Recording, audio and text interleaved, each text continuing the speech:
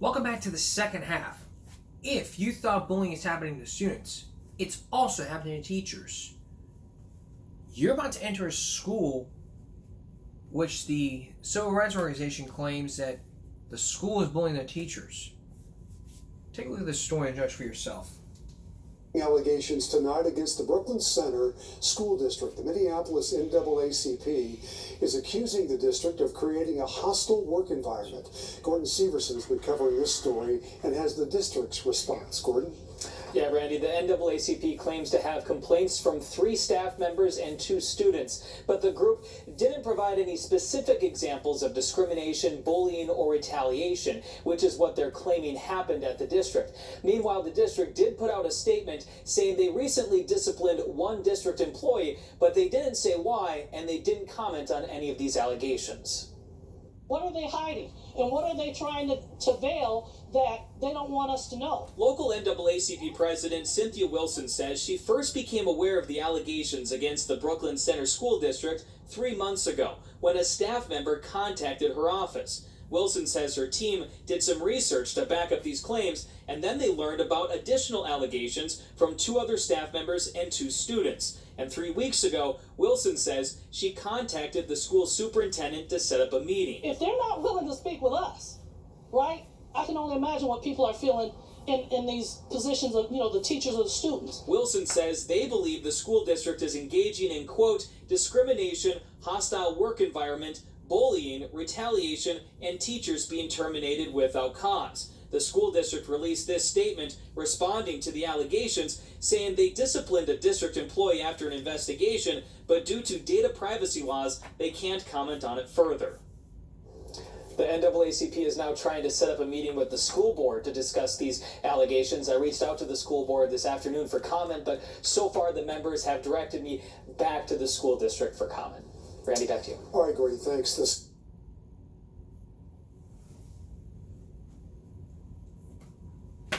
Common sense alert.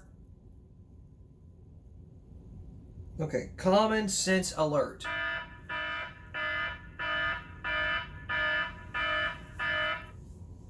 Where do I begin? Terminating for no reason? You were bullying your teachers because you were being racist. I mean, I'm not blaming. I had to agree with one person. I mean, you're covering shit up. Seriously though, get your head out of the sand and start realizing, hey, we made a mistake. We need to fix this right away. You're damn right you made a mistake. And damn well, if I was a manager and I fired someone for unreasonable if I fired someone because of the color of their skin, DM, the district manager comes to me saying, hey, you fired someone because of the color of their skin, get out. If I did that, I'd be out of the job. Permanently. Very permanently. Now, y'all know earlier this year we focused in on 4-day school weeks. Well, it turns out one school district has decided to probably do this. You know what that happened? You know what school district it is? Starts with an F and ends with a B. Starts with the F and ends with the F. Ends double F. You know what I'm talking about? Flower Bluff. I said I wasn't going to start throwing district under the bus because I lived here, but them having a 4-day week. Actually, before I started doing this, I actually did some research into this, and it's part of a Senate bill. You may be thinking, a Senate bill? Yeah. It's Senate Bill 2368. Now that law is being put into review, and it's going to be signed in September.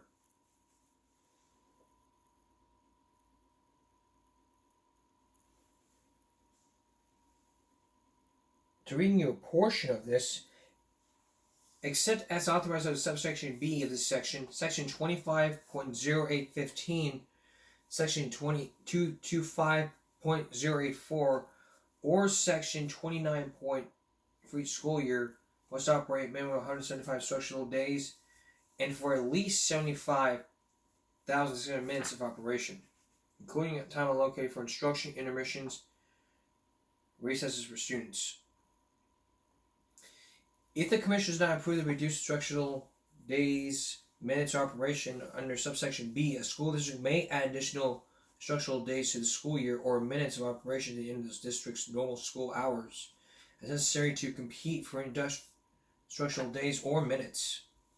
So that's what the law states, and it's going to be passed in September, and we're going to know it at the beginning. But what does Flower Bluff have to say? Here's Lexus Green. A 4-day workweek presentation is one of the agenda items on Flower Bluff ISD's upcoming school board meeting, but there isn't much more than that to go off of. The district, who denied to comment or provide a statement, said the discussion is in the preliminary stages. The school board also following suit. All we're doing at this point is we're gathering information. That's really all. That's it. Shirley Thornton, president of the school board, says she wants the Hornet community to know that regardless of the agenda items or discussions taking place, the calendar for the upcoming 23-24 school year has already been adopted and will not change. 3 News spoke with Hornet parents who are catching word of the 4-day work week buzzing around, who said they were surprised it would be considered. Because I just feel like we have always been traditional down here, and I know a lot of other schools are doing more time off sporadically during the year, so maybe that would work out better so parents could plan, but they can't plan for, every Friday or every Monday, you know what I mean, with childcare and everything else, because, it's just been the norm for so long. This 4-day work week item is on the May 23rd board meeting agenda. Lexus Green, 3 News. Now, what do I have to say about this? I'm going to give you my take when we come back. Then still ahead. Do you plan on riding motorcycles while selling magazines? You're about to meet some people who say they already did it and caused an accident. Rob Stapper on motorcycle magazines. Stay with us. Okay. Common sense alert.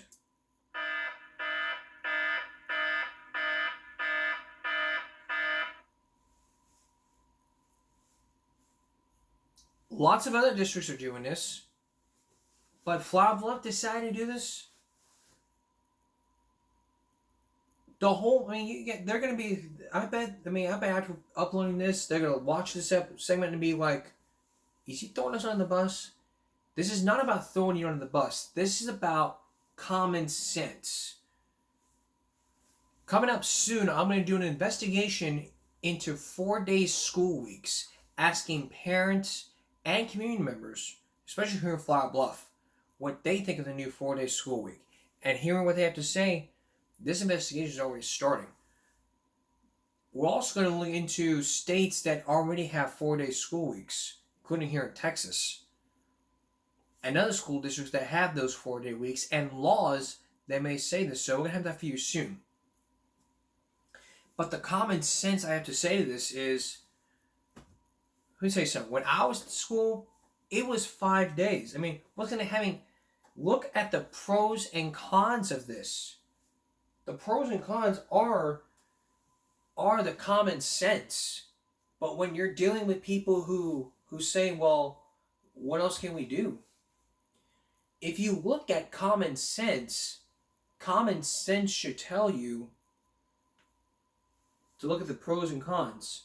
The good things and the bad things. The good thing is that everyone gets afforded. Everyone had to go to school Monday through Thursday, and school had to start Sunday through Wednesday. That's good. Teachers who have days off, every Friday off. Good. Let's see what else. Teachers being paid. That's probably good. That's just basically the good things they can come up with. But by looking at the law here, to allow greater course repeat under section 28.02124 to qualify for average daily attendance, even if the student previously passed or earned credit for the greater course. This is all under Title House Bill number 2368. This is section 25.081. If the commissioner does not approve, let's look at the section C. If the commissioner does does not approve the reduced instructional days or minutes of operation time under subsection B, a school district may add additional instructional days to the school year or minutes of operation to the end of the district's normal school hours as necessary to compensate for instructional days or minutes of operation loss due to school closures caused by disaster, flood, extreme weather conditions, fuel climate, or other calamity. The Commissioner may adopt rules to implement these rules. Paragraph 1, they crossed out 1, 2, 3, and 4 because they didn't want nobody else to know until the law was passed. So, common sense would just tell you basically the pros and cons. We looked at the pros. The cons of this is like this. Okay, if you look back to 2015, whenever there was truancy laws, not 2015. If you go back to the states, like 2003, in 2003 here in the state, your child could be arrested. Truancy happened. You know what happens when you commit truancy? Lots of things can happen. People may say, well, it's my education, not the state's. However, if the state decides it's your child's education, okay. So, no, it's the law. But however, if we took away that requirement, then we're decreasing school attendance and increasing juvenile delinquency. What is juvenile delinquency?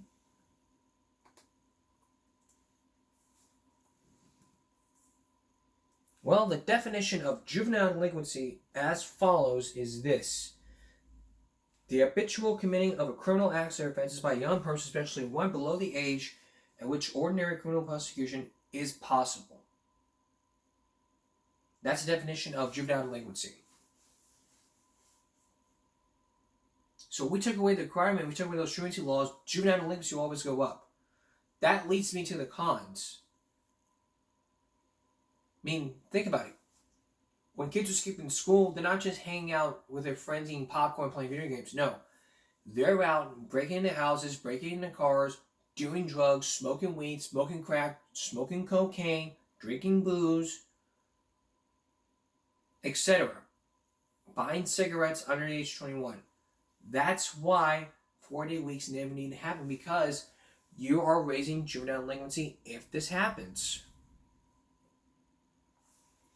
So there's the common sense perspective of what's going on. But we're almost a month into this, so I really hope Flower Bluff ISD makes a good decision and not move before the 4-day school week, because they've already released the calendar and they never knew about this until the law was put into place. But we'll keep you posted what's going on, and on the future segments we'll let you know. And the investigation into 4-day school weeks is starting. And we'll have a complete special on this coming up in May. So make sure to look for that. Coming up next, these people say they had a great job in riding motorcycles while selling magazines. But then an accident came. Well, this woman says she did not know about the accident. So what's really going on here? Rob Stafford has some details. Stay with us. Here's a question for you. What was your first job? How did you enjoy it? What was your first job as a teen? Selling paper routes, whatever. You earned some money, learned thing or two about responsibility, and so on. For the people you're about to meet in this story, it all began with bicycles and magazines. But what the people didn't know is that it ended up in abuse. So what's really going on here? You're about to meet some teens who say that it happened to them. You will also see details of that horrific crash that happened, and you will hear one side of the story from the person that runs the company. Here's Rob Stafford. This is NBC5 Chicago. Police say the tragic accident was caused by reckless driving. They say the driver was trying to... The report on the news of a deadly Wisconsin van crash told only part of the story. 7 lives lost. Passengers in a van packed with 14 young people. But this was not a joyride. They were not out drinking. They were working. Traveling door to door, selling magazine subscriptions. You may have seen kids like them in your neighborhood. On this night, police say their driver did not have a license and tried to switch seats with a passenger. It finally hit me. 6 of my friends were dead. And the 7th one died when I got home. By the time she heard the news, Devin Knox was safely in her motel, but she'd been part of the same traveling crew. Could you have been in that van that day? Anyone could have been in that van. But why was anyone in that van? Why did they sign up to sell magazines door to door? Devin Knox says she was hoping for travel, adventure, and money. The lure is so strong, some young people join without even telling their parents. Others have parents who don't object. But what too many of them say they find is not a glamorous life on the road. Not a big paycheck, but long hours, low pay, and even danger. Now, some of these young people may have an axe to grind, but the stories you're about to hear are consistent and disturbing, and are now the focus of both state and federal investigations. It all began for Devin Knox when she spotted this ad in her local newspaper. Rock to work and roll to the bank, it read. High pay, casual working conditions, and coast-to-coast travel for the adventurous type. To Devin, just a month out of high school, it was irresistible. Did it sound exciting? Oh, yeah, it did. It sounded so really, honestly, it did. It was just kind of like, I heard of all the places that they got to go, and I was like, these are places I want to go. Here's how it works. Managers who recruit the young people provide vans for transportation, plan the route, book inexpensive motels, and take in the money. In return, the young sellers earn a commission on each subscription. I still have that card that Jessica gave me. Devin's boyfriend, Adam Stem, like some of those on the cruise, had been in trouble with the law at home. Selling magazines was a chance for a new start. He joined the magazine crew and sold for 9 months. Devin worked there 5 weeks. Both say they enjoyed selling subscriptions at first, but soon learned it had a price.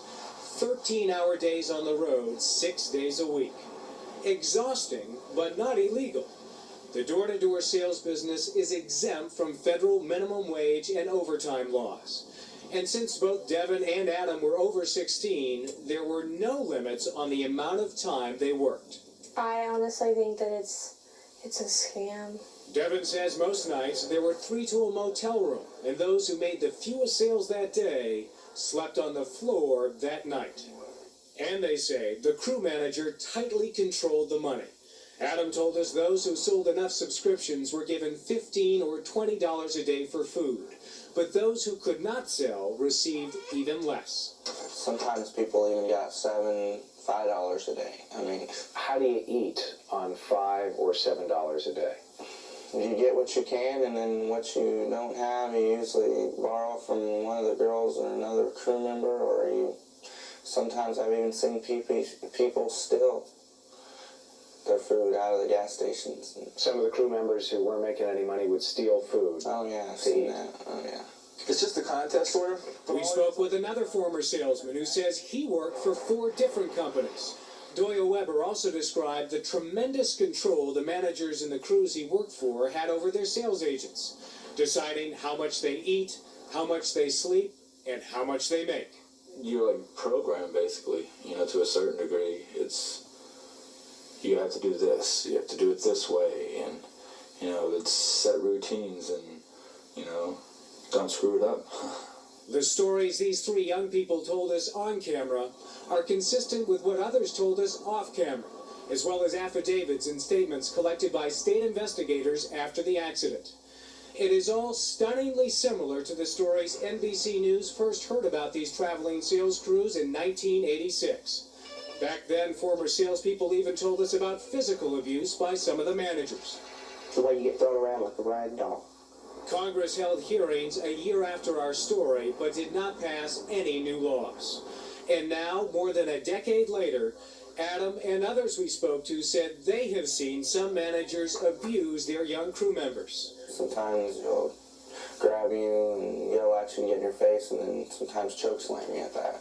Choke slam? Yeah. What's that? That's where they lift you up by your neck and slam you on the ground, or slam you up against the wall, or slam you on the bed, or whatever. In his 9 months on the road, Adam says he saw it happen at least 10 times. Industry spokesmen have denied that managers are physically abusive. In a letter to Dateline, a trade group told us it always stresses its members should abide by the law. The letter also says there are many hardworking people in the industry who follow the rules and conduct business in a responsible manner. We wanted to find out for ourselves what young people still on the road would say about their jobs. So we tracked down some of the very same crew members who'd been in Wisconsin at the time of the accident and found them at this motel in Baltimore. Just as we were told, they started their day around 9 in the morning. And they didn't come back to the motel until 13 hours later.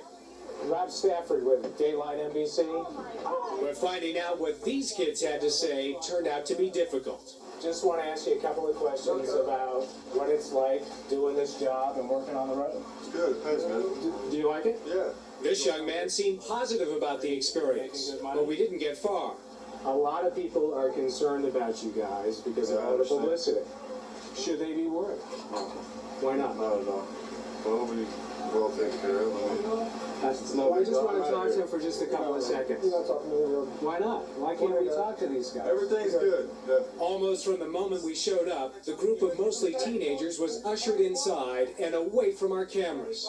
Some clearly wanted to tell us they enjoyed the job, but we'd been warned that sales crews are usually prevented from talking to reporters. I love this right here. Got me out of trouble.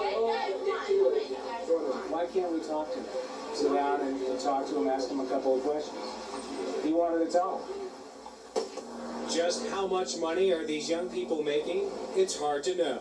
Of 8 young agents who did speak to Dateline or the state of Oklahoma, most said they weren't always clear how much money they made. One guessed he made $400 a week. Another said just $60. But on average, like Devin, they said they made less than $200 a week, far below minimum wage given the hours they say they worked. But some people are making money. Kay Hillary runs a clearinghouse called Subscriptions Plus in Oklahoma City. Her company processes orders for 9 different crews traveling across the country, including the one in that Wisconsin crash. Have you made money? Oh, yeah. A lot of money? Probably. Can you say What's a lot? Donald Trump has a lot of money. I don't have that kind of money. But you've done well in this business. I probably do as well as you do. Kay Hillary sold magazines herself as a teenager and says the job can help some young people make something of themselves. Give them self-esteem, change their personality, change who they are, build their character, give them self-worth. That's what it did for me. I mean. But what about those allegations of long hours and low pay? She told us, no way. Who's going to work 19 hours a day? Who wants to get up at 8 o'clock in the morning and go to bed at midnight and do nothing but work, especially young people? So you doubt this happens very often? I'm not calling anybody a liar. I'm just saying, for what I know, it's not true. These young people tell us that crew managers, if you didn't sell, sometimes gave you only $5 or $7 a day to eat. And some of them had to steal to get food. That's a good story for them to tell. I, however, have a different opinion of that. Nobody gets $7 a day. Everybody gets, on my organizations, the smallest draw we would give somebody is $15. Kay Hillary says a good agent can make well above minimum wage and work just 3 hours a day. And she questioned those allegations of physical abuse, saying she's seen no evidence they are true. Linda Golodner heads the National Consumers League, a privately funded consumer advocacy group. And she's glad Subscriptions Plus is being investigated, but thinks the whole industry deserves scrutiny. These companies will tell you they care about kids, that they're giving these kids an opportunity to get out of their towns, to get away from their old friends, and to make something of themselves. How do you react to that argument when you hear that? When I hear an argument like that, it just makes my blood boil. I know that these companies are just trying to take advantage of these kids. Kay Hillary says she is not responsible for the young people in the Wisconsin crash. She says they were not her employees. They were part of a crew owned by an independent contractor. But just how independent are they? Well, we did some checking and discovered that the contractor in that Wisconsin crash was her ex-husband. And another former husband runs another crew. Two of her brothers also run crews. And she runs two crews herself. Can't you see why people would think that this is one organization? I could see how they could think that. Certainly looks that way. I can understand. I can sympathize with every one of you. All of you. However, you couldn't be further from the truth.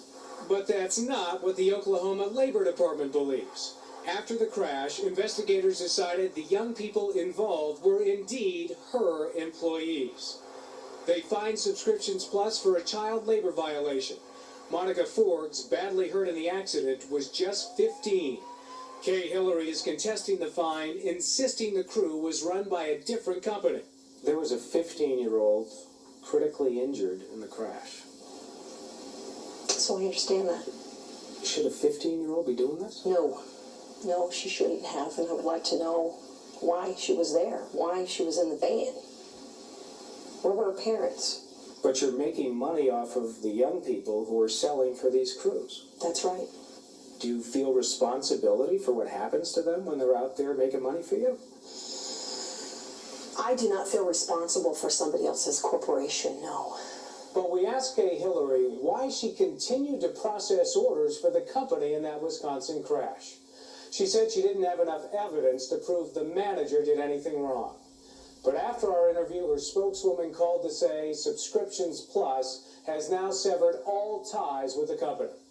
Kay Hillary also says every driver should have a license and says she makes sure of that with her crews. Adam Stem is still haunted by that crash in Wisconsin.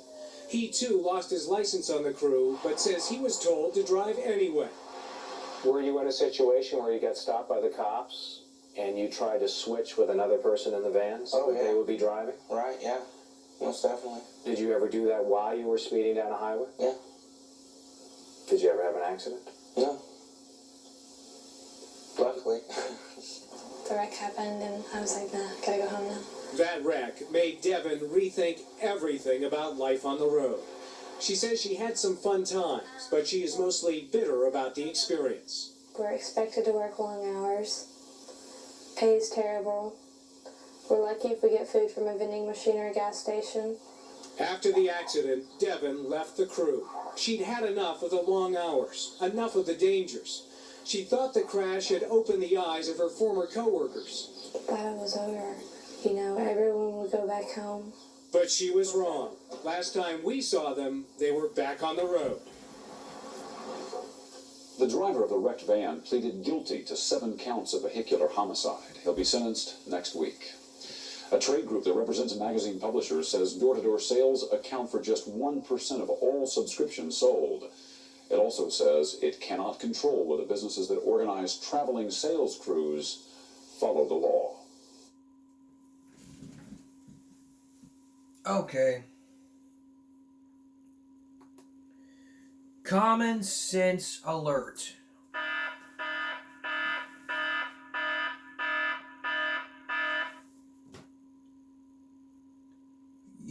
They violated the laws, child labor laws. A 15-year-old, under 16, that was a 15-year-old, and drive without a license. What is wrong with you people? Hiring 15-year-olds and letting them drive without a license? $5 to $7 a day for food? Making them sleep on the floor? Choke slam them on the table? What is wrong with you? Abusive workplaces? What is wrong with you? You don't do that. If they got a problem, you got a problem with them, you need to talk. You got to talk to them. Communication is key. You don't use hands as the way to solve problems. You don't use abuse as to solve problems. Excuse me. The most cowardly thing that a man can do is to put his hands on a woman in anger. You don't ever, never, ever put your hands on a woman in anger. Ever. And if you think that's funny, tell me what's funny about that. You just don't put your hands on a woman in anger. And anybody that does is a chicken shit coward. Period.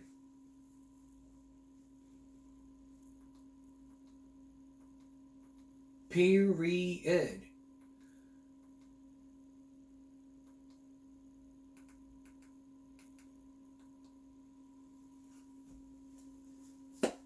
Period. Okay, these elderly say they've been scammed by these 3 women. Well, guess what? When we return, you're going to meet those elderly men who are victims of the sweetheart swindle. What is it? You may be surprised. Stay with us. Earlier this season, we focused in on love scams. We focused in on the love swindle scam, which you're about to see. If you don't know what it is, it's a scam where younger women take advantage of older men. But sooner or later it happens. We get old and we plan to die. Not in this case. In this story you're about to see, you're about to meet some elderly men who say they've been taken advantage of by these women. These women have been accused of taking advantage of these young women have been taking advantage of older men. Sorry.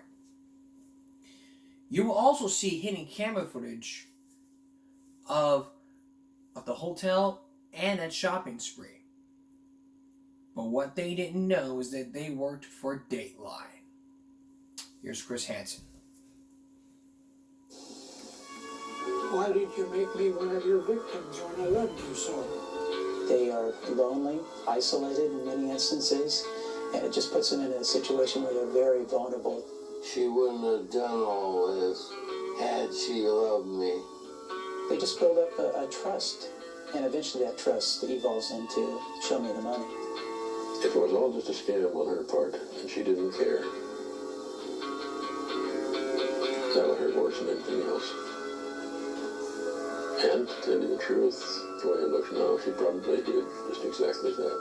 Leave me if you need to. Their stories are more tragic than even the lyrics suggest.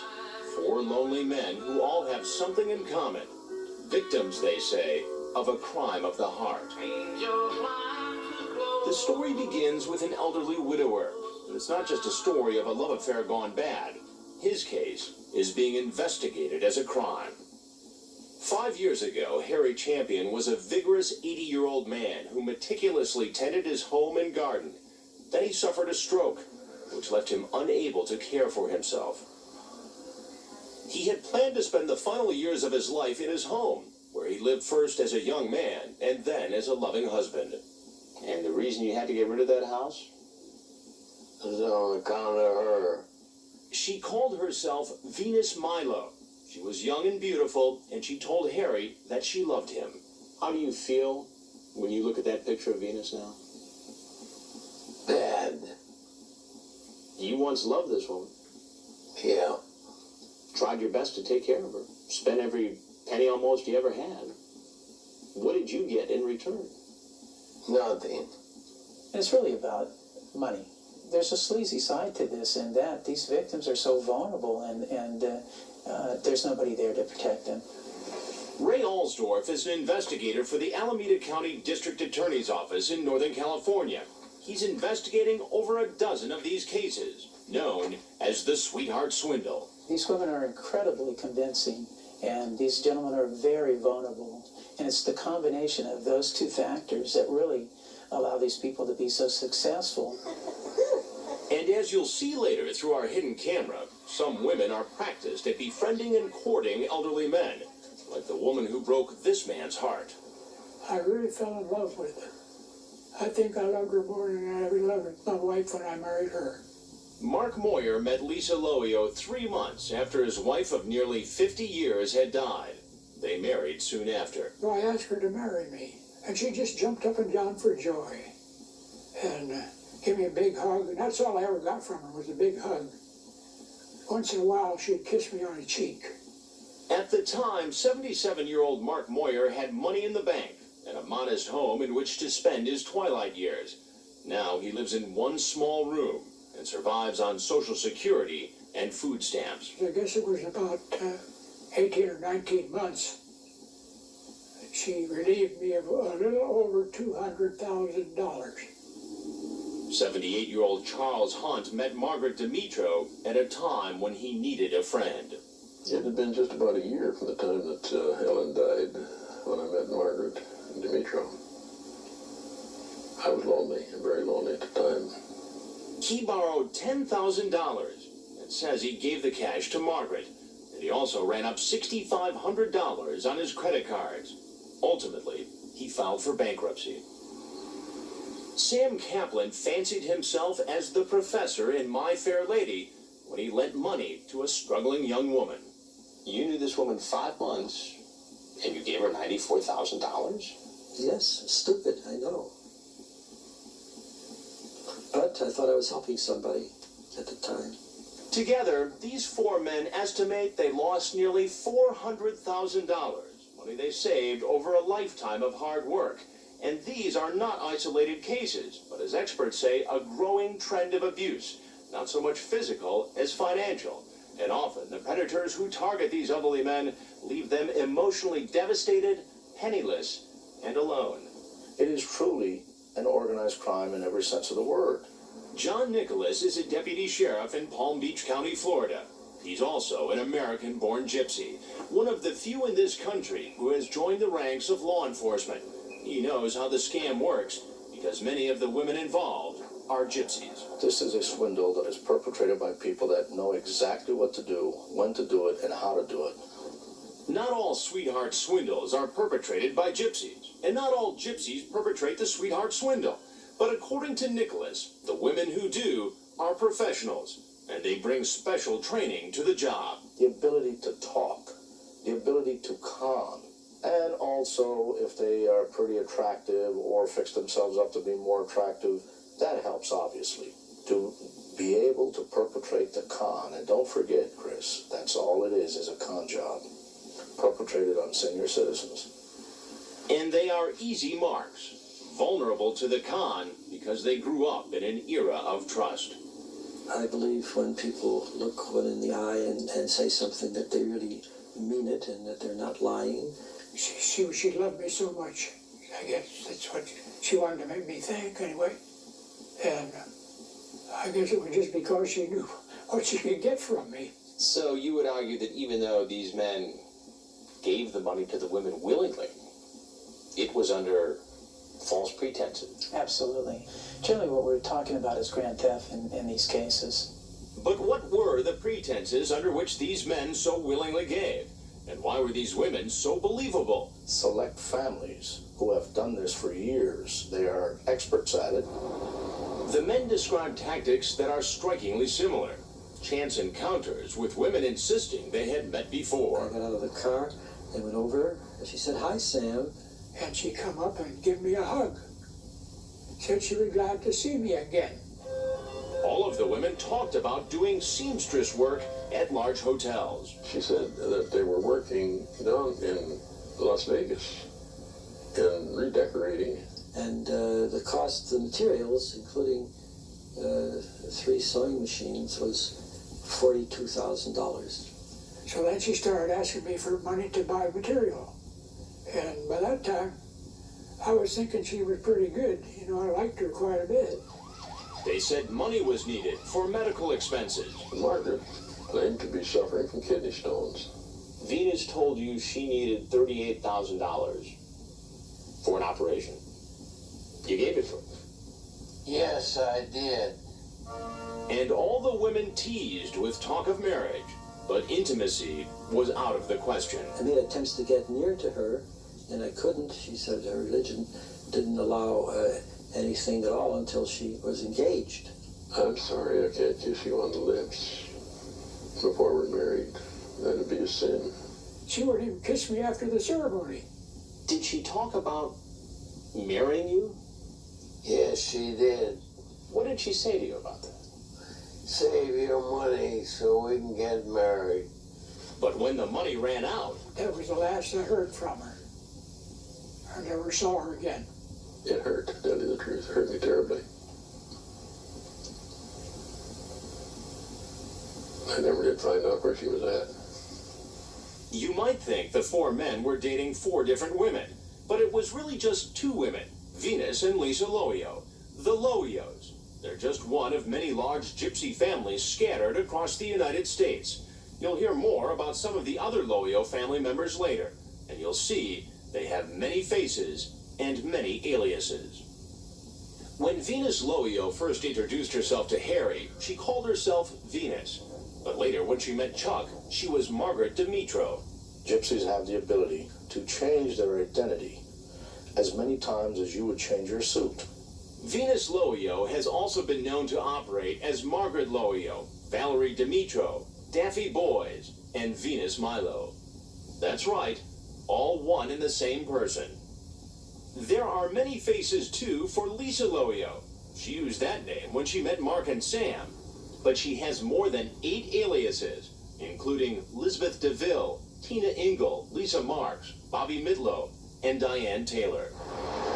Experts say they live transient lifestyles, moving from city to city, oftentimes frustrating investigators.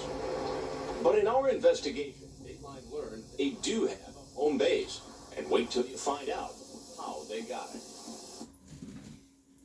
So how does this scam work? Coming up, Chris Hansen will tell you. And later, that hidden camera look as the older men meet one of the women who are part of the scam. Stay with us. What y'all have seen so far are 4 men who have been scammed by these women who took advantage of older men by taking their money and often teased about marriage. Just how does someone lured into this? Get ready to take some notes as Chris Hansen tells you how it's done. Here's more. In a 6-month Dateline investigation, we got a startling and detailed look at how experts and victims say the sweetheart swindle works.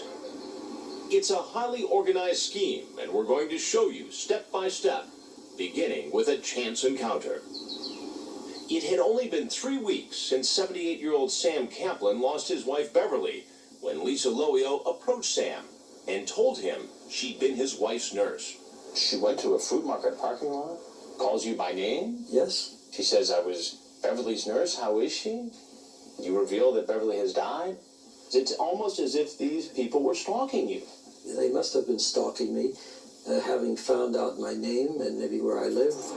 These chance encounters, it turns out, sometimes start with a little research. They will actually follow the person, see where he lives, see what kind of car he drives, to do what's called a little background on the subject. It's possible this obituary provided all the background Lisa Loio needed to make Sam believe her. According to John Nicholas, it's the first step in a master plan. And then they will try to set up a proper meeting, a chance meeting, if you will. So to make it look like it was a chance they just meeting. happened into him. Exactly. And when all along, this thing has been scripted like a Broadway show. Exactly right. It's no coincidence that most elderly victims of financial abuse are frail, widowed, and lonely. And that's because the women pick their victims wisely. Authorities point to 85-year-old Gabriel Muhek. He was financially well off before he collapsed in a shopping center parking lot and was helped by this woman, Dorothy Miller. She is a member of another large gypsy family. Court documents allege that in a matter of 5 months, she ended up with $277,000 of his money and a new house. But she insists he wants her to have it all because she cares for him. Do you have any understanding? But when concerned family members took him to police, look what happened. Do you remember putting Dorothy on any of your bank accounts? At times, he didn't remember. No, actually, I don't remember. Minutes later, he gave a different answer to the same question. That Dorothy Miller was put on this home savings account. Yeah. Are you aware of that? Yeah. Okay. Because I told him to put it there. And when he is pressed, he's adamant that he gave her the money willingly, and he says she deserves Does it. that bother you that her name is on an account that's got $50,000 in it? What am I going to do with it? She helped me, damn it. Okay. And that's why I'm still here. A doctor says Gabe shows symptoms of Alzheimer's disease, and the videotape clearly shows one of the reasons why prosecutors are not pursuing criminal charges against Dorothy Miller. The very things that make Gabe a good victim make him a bad witness. And why is it so hard to stop them? Because they put it on paper. Go out to the sunshine. Remember Harry? If it weren't for a caring and determined neighbor, he would have lost everything. Would you like to get outside? Sylvia Tierney was Harry's conservator, and she quickly discovered that the Lowios had positioned themselves well. One day I found out that they had gotten onto the deed to his house. The next day I found out that he had taken out a second mortgage on his house. Then I had discovered that the car was missing. Sylvia found that Venus was on the title to Harry's car as well as the deed to his house. And it didn't end there.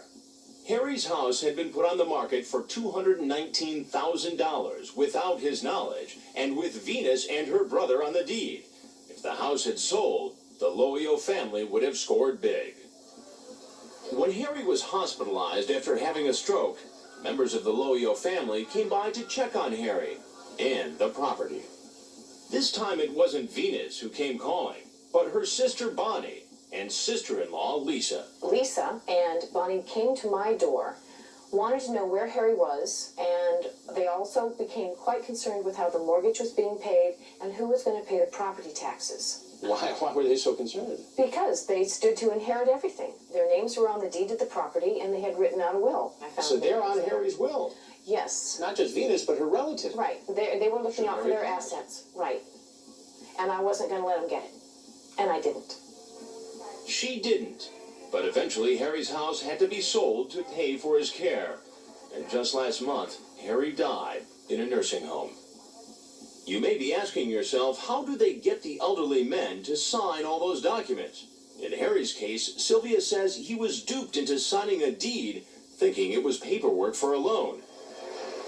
But in other cases, victims said they got them to do it with the promise. You remember Bonnie. She and Lisa were checking on Harry's property. Like her sisters, Bonnie has several aliases: Bonnie Ray, Bonnie Pay, Bonnie John, and Pat Midlow. And she used what appears to be a familiar Lowio family tactic. Bonnie promised to care for 77-year-old Leo Kesty for the rest of his life, in return for his house. But when family members found him feeble and unkempt, with most of his personal possessions missing from his home, they sued, and his conservator took the unusual step of chaining down his television to prevent it from being taken. This is one case where the Lowios lost. It went to civil court, which almost never happens, and the court ordered Bonnie Lowio to return the house and repay thousands. Even now, she still owes the money. Because of that, you may be wondering why these cases aren't prosecuted criminally.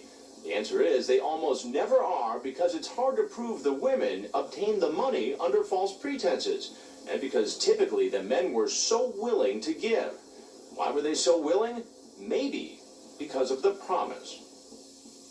And the promise can pay off, like it did for Anna Lowio, the matriarch of the Lowio family.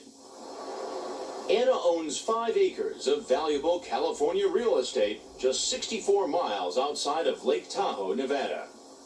It once belonged to an 85-year-old man who had purchased the property as a retirement investment, but a lawsuit alleges he signed it over to Anna because she made a promise of lifetime care. In the end, he sued for breach of contract, but died in a nursing home before he could get Anna off the deed. Anna's lawyer said Anna did assist him with his needs and confirmed she prevailed in keeping the property. It's a mere fact that if the female is tutored enough to know what to look for, how to spot, and then how to proceed with a sweetheart swindle, again, all it is time. and usually the payoff is big. And take a look at where Anna lives now. This spacious 3-bedroom home featuring a sculpture garden and pool in the backyard. And how'd she get it? 14 years ago, she promised this 81-year-old man lifetime care as well. He sold his home and bought this house for the two to share. According to a petition filed by the Public Guardian's Office, he fled because he was being mistreated.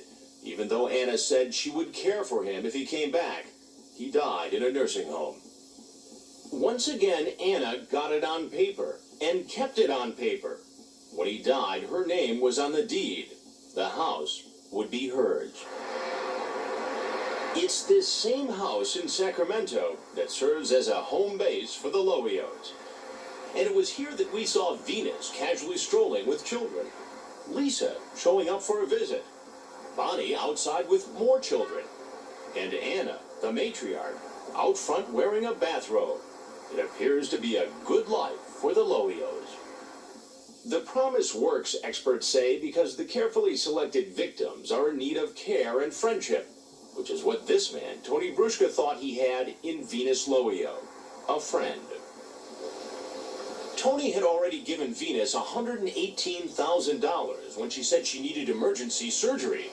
It wasn't long before she wanted more, and that's when Tony says she applied the pressure. Said she was dying, she got dizzy, she was falling, and they had to have $73,000 for the second operation. The last thing they said was, do you want to see the blood? Once they said, you want to see the blood, I just ran out of the apartment right to the stock exchange and sold all my stock. So like Harry and Chuck, Tony found a way to provide Venus with the money she pressured him to give. $73,000. He didn't even stop to think about it. Maybe when you get older, you don't think of all those things, you know. You think if somebody's in trouble, you want to help them. But I never dreamed she would take all of it. Venus promised to pay Tony back. She even signed this promissory note. But Tony says a year passed without any word or any money from Venus. Tony became angry and says he told this man, who he believed was Venus's brother, that he was going to the authorities. I accused Steve of using her as bait so they can work these scams on senior citizens. According to Tony, that's when things got worse. And this time he says it was Steve who was applying the pressure. Steve was really Venus's husband, not her brother. Their marriage linked the two gypsy families. And it was Steve and his mother, Tony says, who visited him with a disturbing story, that Venus had fled, and if he took legal action, she would never see her children again. And they would bring the kids up also, and the kids said, are you going to arrest my mom? The pressure is why Tony says he signed off on the loan. They're going to pay me $20,000, no interest, and if I died, the promissory note would be canceled out. But they owed you some $250,000. That's right. The reason I signed that was because of the threat. Just 3.5 months later, Dateline's hidden cameras captured the very same family on videotape as they appeared to be targeting an elderly gentleman. But what they didn't know is that he was working for us. So what's going to happen now? When we come back, you'll see the hidden camera, and what do the people have to say? What do these gypsies have to say? We'll explain when we come back. Stay with us. Well, we're now out of time. We're going to continue this on Wednesday. Now hidden cameras are going to show you a test subject of an elderly person. And what will the sweetheart scammers have to say when we confront them about that videotape and the airport issue? Here's a preview. Does it bother you? What? It don't bother you? It don't bother me. I did it, I remember you said. Wow, that was just short. So don't miss the conclusion of this story. We're going to do a very viral break today, but we're out of time for that. But we'll have that for you on Wednesday. that is the second half of Give Me a Break of Jim. Give Me a Break Tuesday going into Wednesday. We'll see you again for Give Me a Break Wednesday. Morning or night, depending on one of the two. And for all of us here at YouTube, good night.